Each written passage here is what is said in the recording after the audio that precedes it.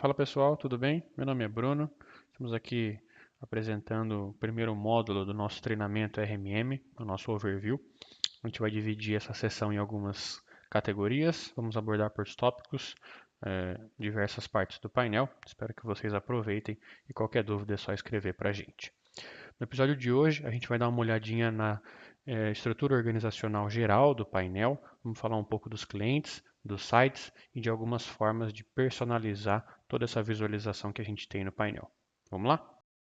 Bom, a título de curiosidade, primeiramente o painel é dividido em três partes. A gente tem a parte norte, que é onde ficam os dispositivos do cliente que eu posso ter selecionado. A gente tem a parte sul, onde ficam as informações do dispositivo que eu selecionei. E a gente tem também algumas abas referentes às ferramentas que estão habilitadas para esse dispositivo. Cada ferramenta tem sua aba específica e é nessas abas que a gente vai trocar as informações, interagir com elas e realizar as configurações referentes às ferramentas. E aqui no lado esquerdo, a gente tem a nossa estrutura organizacional baseada em árvore, onde ficam os clientes que a gente atende. Tá? Então vamos começar aqui principalmente por essa área. É uma área bem simples, não tem muito segredo, facinho de entender. A gente vai cadastrar os clientes que a gente atende aqui, eles vão ficar dispostos dessa forma, nessa organização, e abaixo dos clientes a gente tem os sites. Os sites são destinados para a gente conseguir cadastrar todas as empresas que possuem alguma subdivisão física. Então, empresas que têm filiais em outros locais, colaboradores que trabalham de home office, ou remoto, ou na rua, a gente pode estar cadastrando esses clientes e essas subdivisões nos respectivos sites. Mas não necessariamente a gente precisa usar os sites para isso. Tá? Às vezes eu atendo uma empresa que não tem filiais, não tem outros escritórios, então eu posso usar os sites para tratar essa divisão internamente por departamentos, por áreas, ou até uma divisão minha para facilitar a minha gestão. Vamos supor que eu preciso criar grupos de máquinas diferentes dentro da mesma empresa. São máquinas que vão ter antivírus, outras que não vão ter, alguma configuração específica que eu precise aplicar. Eu posso estar fazendo essa subdivisão da forma com que eu bem entender. Tá? Os clientes e os sites em si não têm custos unitários, então eu posso criar, excluir, recriar, inclusive mover máquinas de um site para outro, de um cliente para outro, de uma forma muito simples. Sempre que eu precisar realizar essa configuração, dois cliques na máquina, vai abrir a janela de edição individual desse dispositivo. E aí, aqui no campo onde diz site, ele vai aparecer para mim o site e o cliente, e eu posso estar fazendo a reclassificação dessa máquina. Então, vamos utilizar a nosso favor toda essa configuração que o painel permite para facilitar a gestão das máquinas.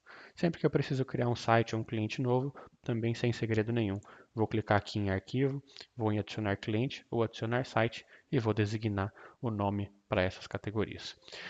Quando eu for criar um cliente, eu tenho algumas configurações que eu posso fazer. Então eu vou dar um nome para esse cliente, vou definir uma zona de tempo, geralmente a mesma da empresa. Posso configurar um acesso para um usuário final em modo somente leitura, para que ele consiga ter acesso às informações daquela empresa. Lembrando que existem outras formas que a gente vai ver mais para frente, que a gente faz essa configuração também. Posso configurar um grupo de licença de software, tá? Também vou mostrar para vocês como funciona isso na hora que a gente for abordar um pouquinho do inventário, é para lá que essas informações vão. Então eu consigo cadastrar um grupo de licença de software e dizer quais são os softwares licenciados que esse cliente tem. E já posso também deixar pré-configurado os relatórios desse cliente. Então aqui a gente tem os relatórios de servidor, já posso deixar habilitado diário, semanal ou mensal. Assim que eu habilito, ele me abre a configuração dos e-mails que vão receber e das datas que eu vou configurar para que isso seja enviado. A mesma forma com os relatórios das estações, já posso deixar pré-configurado. Os relatórios de notas, também vamos ver o recurso de notas um pouquinho mais para frente. E os relatórios executivos, que são nada mais nada menos do que o relatório mensal dos servidores e das estações unificado com as informações das ferramentas que eu tenho habilitado também. Eu posso habilitar esses relatórios depois, em outro local do painel também, mas caso eu crie esse cliente e já queira deixar pré-configurado todos esses relatórios para ele, eu faço a configuração aqui mesmo. Depois que eu crio o site, volto aqui na aba arquivo, o cliente, perdão, volto na aba arquivo, venho aqui em adicionar site, e aí sim eu vou dizer qual é o nome desse site, para qual cliente ele faz parte, se ele já vai estar utilizando, inclusive eu já posso configurar modelos de monitoramento, também vamos entrar nesse assunto um pouquinho mais para frente quando a gente for falar da aba verificações, eu já posso deixar configurado e também já posso configurar esse cross-check aqui, que a gente vai tratar dele um pouquinho mais para frente também. Tudo tranquilo? Então essa é a configuração geral de clientes e sites que estão dispostos aqui no nosso painel, na nossa estrutura organizacional em árvore, aqui do lado esquerdo. Como eu comentei, a gente tem algumas formas também de alterar toda a visualização do que a gente está vendo aqui, tá? Dos clientes, do site, dos servidores, das estações, das colunas que estão aparecendo para a gente. Posso filtrar essas máquinas de diversas formas. E por ser um assunto simples também, eu já vou abordar ele aqui para a gente não perder muito tempo.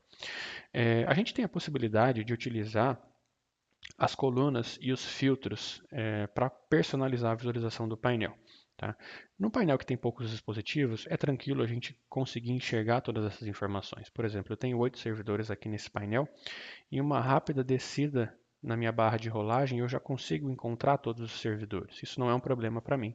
Mas vamos supor que a gente tenha muitos dispositivos e eu não consigo ver eles todos numa tela só. Isso pode ser um problema quando a gente precisa encontrar alguma informação específica. Então, para simplificar, primeiro a visualização, eu posso escolher as colunas que vão aparecer para mim na parte norte do painel. Note que aqui estão quase todas habilitadas e cada coluna vai aparecer para mim aqui um pouquinho mais para frente das ferramentas que eu tenho nesses clientes.